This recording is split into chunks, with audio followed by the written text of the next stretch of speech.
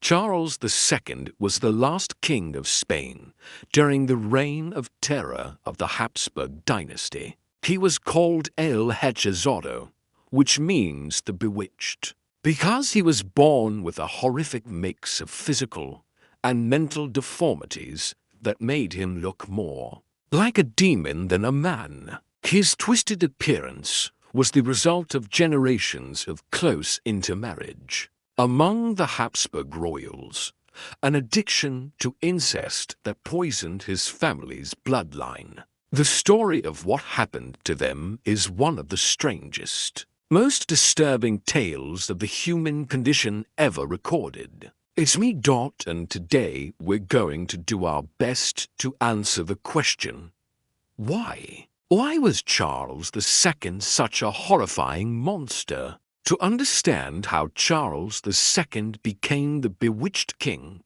we first need to look at his father, King Philip IV. If we were to use one word to describe the personality of the Habsburg dynasty, it would be obsessed, and their particular obsession was themselves. They were convinced that they were the purest of blood, and that this purity needed to be protected at all costs. And the way they protected it was through marriage. Again and again, they married siblings, cousins, and nieces to keep their bloodline uncorrupted. Unfortunately, it also meant they were sealing their fate. Philip IV was just 6 years older than his son when he became king, and by the time Charles was born, he had already been married to his niece Margaret of Austria for 7 years, and now he was about to marry again,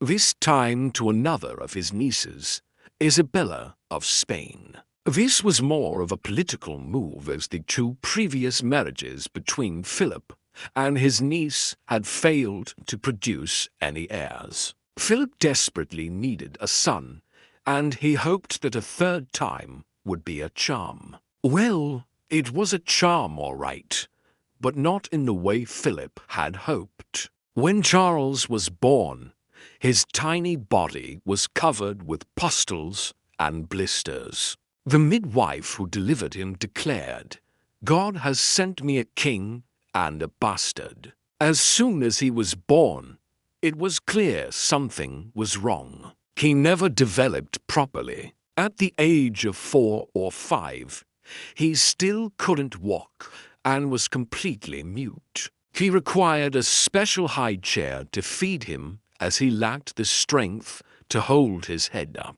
One observer wrote, "He could not stand nor go a step without support, nor could he do anything by himself. Nothing could he have done except cry and make gestures like one that has not yet learned to speak." Clearly, Charles wasn't any kind of blessing from God. Rather, he was a sick child afflicted with every kind of ailment imaginable. He was almost blind and totally deaf. His body was horribly deformed, with a grotesquely large head, a huge protruding tongue, and what would become the defining feature of his adult life, the Habsburg jaw. As he grew, the jaw became more pronounced. The upper and lower teeth would never meet, and saliva constantly dribbled from his mouth. He was too deformed to eat properly and always spat out his food.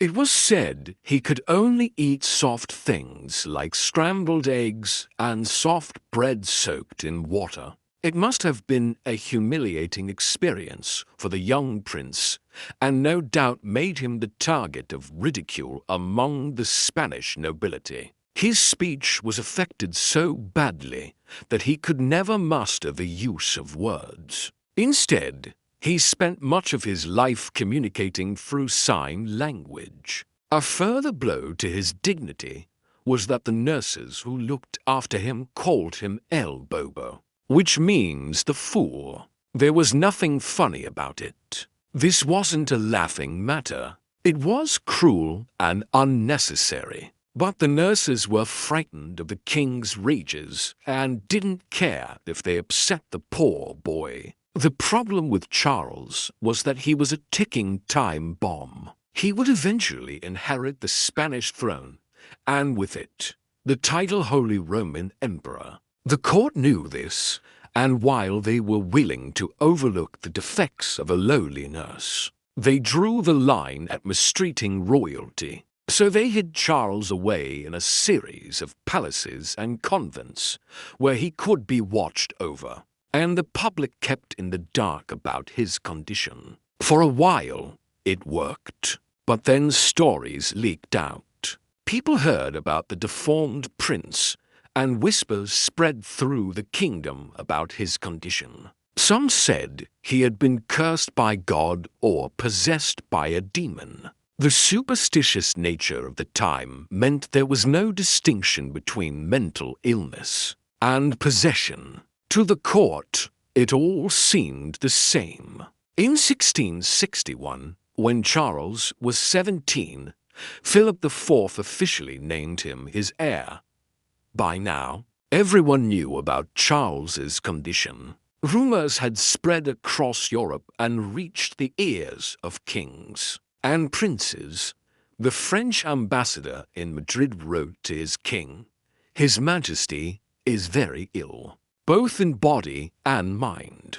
It is commonly believed here that he is possessed of the devil, for he does not yet speak and is troubled with continual fits. All his physicians are agreed that he will never recover." In other words, the court was out of its depth. They didn't know what to make of Charles. They couldn't comprehend the scientific realities of his condition, so they decided he was cursed. It was the only explanation they could come up with. And that's how the rumors began that Charles was the bewitched king.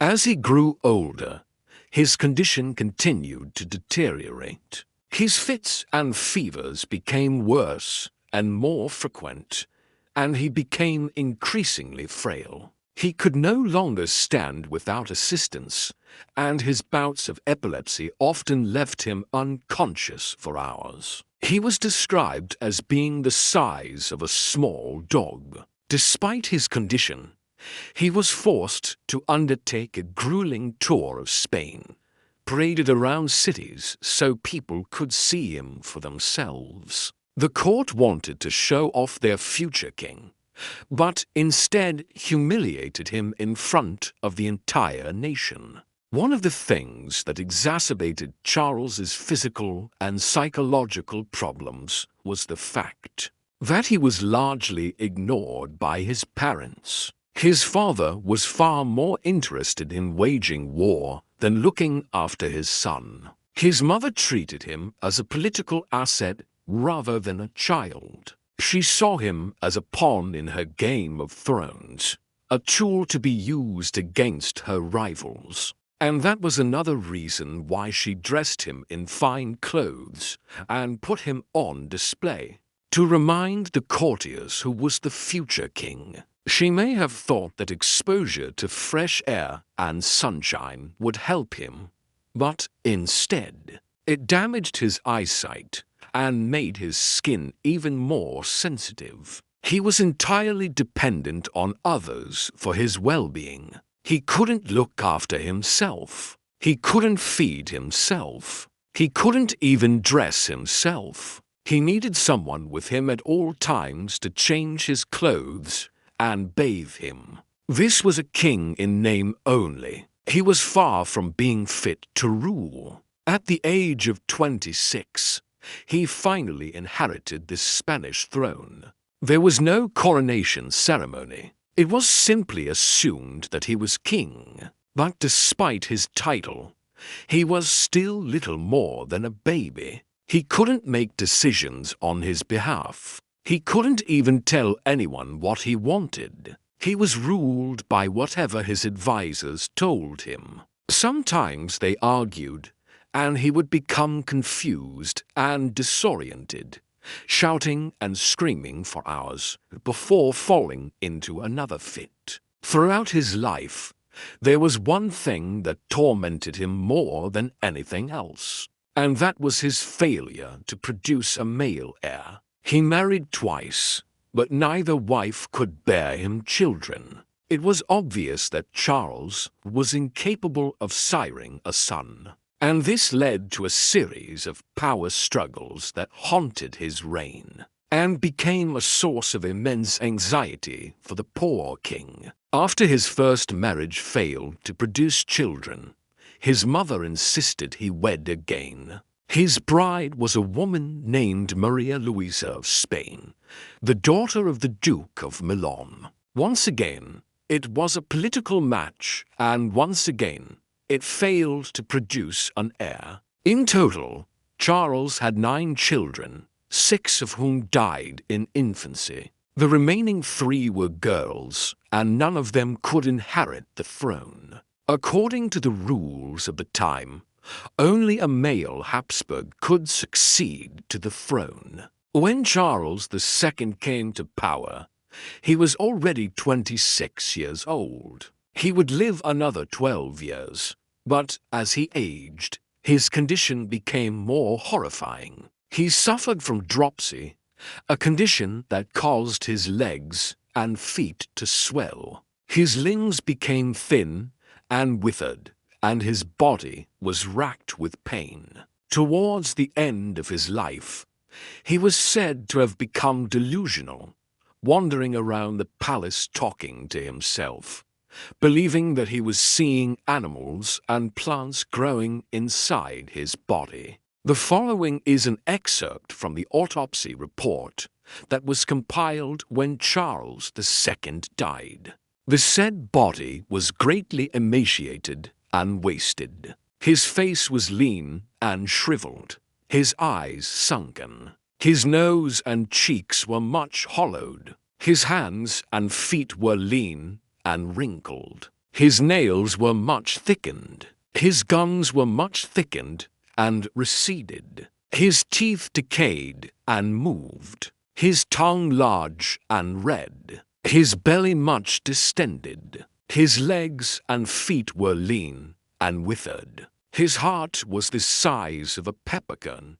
His lungs full of tubercles and rotten gangrenous intestines. He died at the age of 38, having endured a life of pain, misery, and loneliness. He was a prisoner inside his own body, unable to communicate, unable to feed himself, unable to control his bowels. Even his tears were a source of torment as they burned his sore eyes. His life was a modern-day horror story, proof that a lineage can be destroyed from within by a self-destructive belief in its own superiority. He died in November of 1665. The throne then passed to his distant cousin, Charles II of Bourbon, thus ending the Spanish Habsburg dynasty.